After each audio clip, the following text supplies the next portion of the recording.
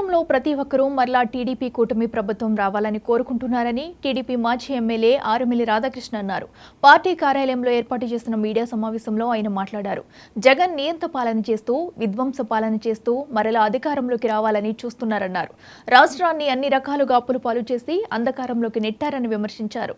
రాష్ట్ర ప్రభుత్వ ఉద్యోగులు పెన్షన్దారులను సైతం ఇబ్బందులు పెట్టే విధంగా జగన్ సంస్కరణలు ఉన్నాయని ఆయన మండిపడ్డారు. పేదలకు ఇచ్చే అన్ని కానుకలను రద్దు చేసి వారిని అనేక రకాలుగా ఇబ్బందులు పెట్టారన్నారు. ముఖ్యంగా ధరలు పెంచాడు, పన్నులు పెంచాడు, ఛార్జీలు పెంచాడు, అప్పులు బాధుడితో ఒక్కొక్క కుటుంబంపై 10 లక్షల భారం మోపాడు. దీనికి అధికారంలోకి రావాలనుకుంటున్నాడా? అదేవిధంగా ల్యాండ్, శాండ్, మైన్ మాఫియా చేసినందుకు అధికారంలోకి రావాలా జగన్మోహన్ రెడ్డి?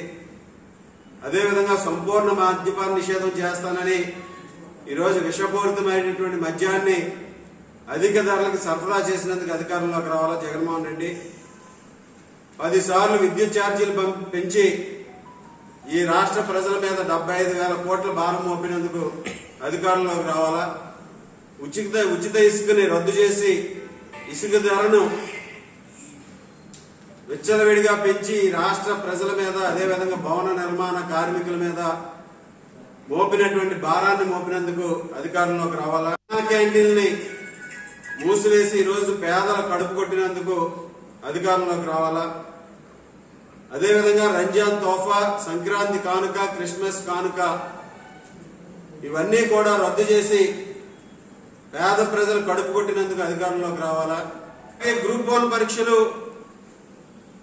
తారుమారు చేసి మెరిట్ ఉన్న యువత గొంతు కోసినందుకు అధికారంలోకి రావాలనుకుంటున్నాడా?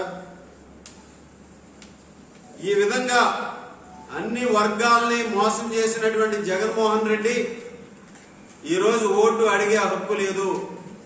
ఈ రాష్ట్రంలో ఈ వర్గం ఆ వర్గం అని లేదు. విద్యార్థుల నుంచి, యువత నుంచి, మహిళల నుంచి, రైతుల నుంచి, వ్యాపారస్తుల నుంచి ఏకైక ముఖ్యమంత్రి ఈ జగన్మోహన్ రెడ్డి. దేశంలో ఏ రాష్ట్రమో చేయని విధంగా 12 లక్షల కోట్ల అప్పుల్ని